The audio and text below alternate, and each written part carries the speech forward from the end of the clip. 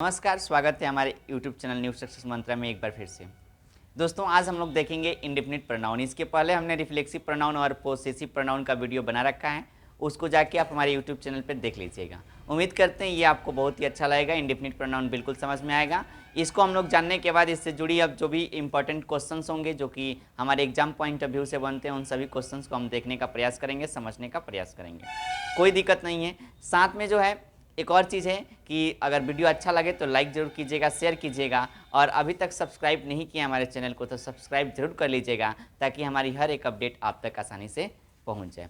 तो चलिए बिना देरी किए हम लोग शुरू करते हैं आज की क्लास, जिसमें हम लोग समझेंगे इंडेफिनिट प्रोनाउन होता क्या है। देखिए, बड़े आसानी से हम लोग समझेंगे इंडेफिनिट प्रोनाउन क्या है। तो देखिए, इंडेफिनिट प्रोनाउन की अगर हम बात करें ना, तो इनडिफिनिट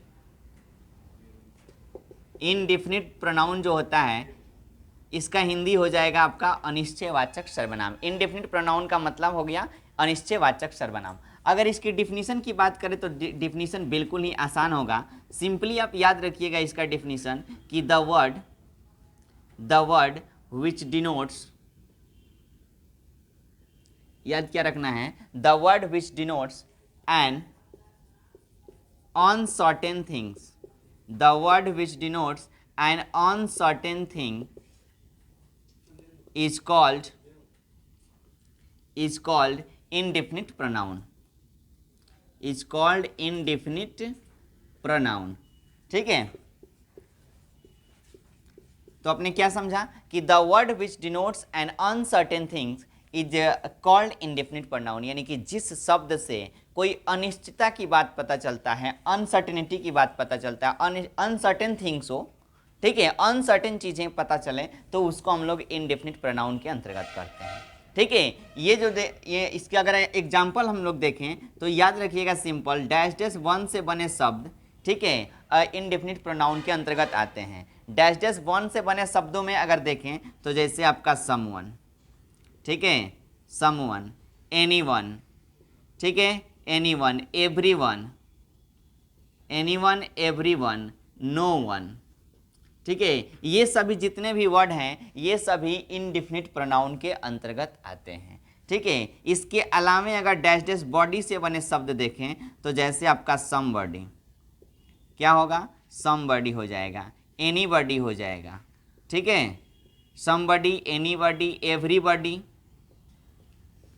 एवरीबॉडी हो जाएगा, नोबॉडी हो जाएगा। ये सभी शब्द जो हैं ये आपका क्या होगा, इंडेफिनिट प्रोनाउन के अंतर्गत आएगा। वैसे ही अगर हम देखें डैश डैश थिंग से बने शब्द, तो डैश डैश थिंग से बने शब्द में आपका हो जाएगा समथिंग, ठीक है, क्या होगा, समथिंग, एनीथिंग,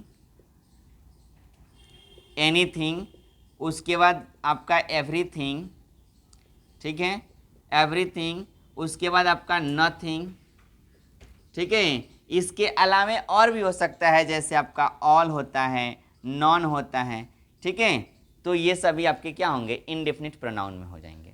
अब देखिए, अगर हम बात करते हैं, ये थोड़ा सा इसके एग्जांपल्स को समझेंगे, देखेंगे बढ़िया से, तो देखिए इसमें आपको कोई दिक्कत नहीं होगा। इंडेफिनिट प्रोनाउन उम्मीद करते बढ़िया से समझ में आ गया होगा आपको। अब देखिए यहाँ से डैश डैश वन से डैश डैश बॉडी से बने शब्द, डैश डैश थिंग से बने शब्द, इसका कुछ रूल होता है। एग्जाम्पल अगर आप देखना चाहेंगे तो जैसे आपका ऐसे हो सकता है कि समवन इज, क्या लिखेंगे, कि someone is knocking at the door, ठीक है, someone is knocking at the door, कोई दरवाजा खटखटा रहा है। तो यहाँ पे समवन जो होगा ये कैसा प्रोनाउन होगा भाई, तो ये आपका इंडेफिनिट प्रोनाउन के अंतर्गत आएगा। ठीक है, आसानी से आप समझ गए कि नहीं। समवन, कोई दरवाजा खटखटा रहा है। अब कौन दरवाजा खटखटा रहा है इसके बारे में हमें क्या है, अनसर्टेन है, हम उसको सर्टेनिटी नहीं बता सकते हैं कि यही है, ठीक है, अनसर्टेन पता चल रहा है, तो यहाँ पे समवन क्या होगा, इंडेफिनिट प्रोनाउन होगा। क्लियर बात है ना। वैसे ही अगर हम देखें तो ऐसे आप बोल सकते हैं कि somebody is waiting for you, कोई आपका क्या कर रहा है, इंतजार कर रहा है, ठीक है। तो यहाँ पे somebody अब कौन है कि इंतजार कर रहा है, इसके बारे में हमें कोई सर्टेनिटी नहीं है, कोई निश्चित नहीं है, तो यहाँ पे अनसर्टेन का पता चल रहा है, तो इसे भी हम लोग क्या बोलेंगे, इंडेफिनिट प्रोनाउन के अंतर्गत रख सकते हैं। कोई दिक्कत नहीं है। वैसे ही अगर हम आगे बढ़ें तो आगे में अगर देखें तो हम लोग ऐसे भी लिख सकते हैं, जैसे डैश डैश थिंग से बने शब्दों के साथ, जैसे हम लिख सकते हैं कि समथिंग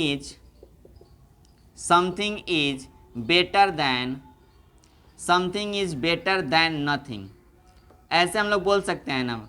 तो देखो नहीं से कुछ तो अच्छा है, तो ये समथिंग जो वर्ड बना ना, ये कैसा प्रोनाउन होगा, तो ये आपका इंडेफिनिट प्रोनाउन होगा। कैसा प्रोनाउन होगा? इंडेफिनिट प्रोनाउन होगा। नथिंग कैसा प्रोनाउन होगा? तो ये भी आपका इंडेफिनिट प्रोनाउन होगा। उम्मीद करते हैं इसमें कोई दिक्कत नहीं होगा, आपको आसानी से पहचान में आ जाएगा।